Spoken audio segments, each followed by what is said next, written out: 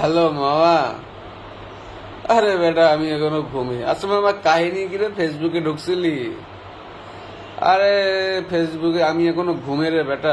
ঘুম থেকে উঠেই একটু ফোনটা হাতে নিলাম, নিয়ে ফেসবুকে ঢোকা মাত্রই দেখি ব্রাজিল সাপোর্টার ব্রাজিলের জার্সি পরে প্রোফাইল পিকচার দেখি সবগুলাই চেঞ্জ করতেছে, পোস্ট করতেছে। কি প্যারাগুয়ের সঙ্গে না কার সঙ্গে 4 গোল দিছে।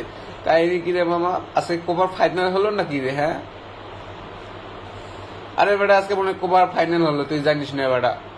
আর না বলে এইভাবে কেউ প্রোফাইল পিকচার চেঞ্জ করে? এতদিন চেঞ্জ করলো না কেন, আজকে আবার হুট করে চেঞ্জ করতেছে মানে?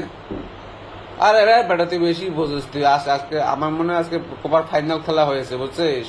নহলে তো এইভাবে পোস্ট করতো না, এইভাবে প্রোফাইল পিকচার চেঞ্জ করতো না রে মামা। না না, আমি অত খবর রাখি না রে মামা, অত খবর রাখার সময় নাই।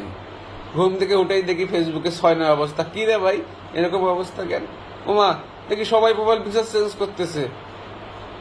তাহলে কোপার ফাইনাল হয়নি? আরে বেটা তুই এটা আগে বলবি না? তে এত তে ওরা এত শো অফ করতেছে কেন?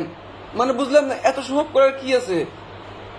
আরে বেটা যে কোনো কেউ হুট করে ঘুম থেকে উঠে যদি ফেসবুকে ঢোকে এরকম অবস্থা দেখে, সবাই তো মনে করবে যে ফাইনাল মনে হয় জিতলো বিশ্বকাপ।